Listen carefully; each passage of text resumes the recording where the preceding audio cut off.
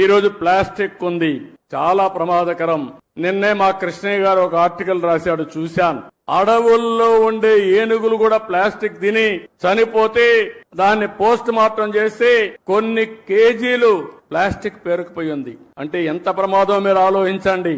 ఈ రోజు మనం తినే తిండి కూడా ప్లాస్టిక్ అంతా ఉపయోగించిన తిండి మనం తింటున్నాం.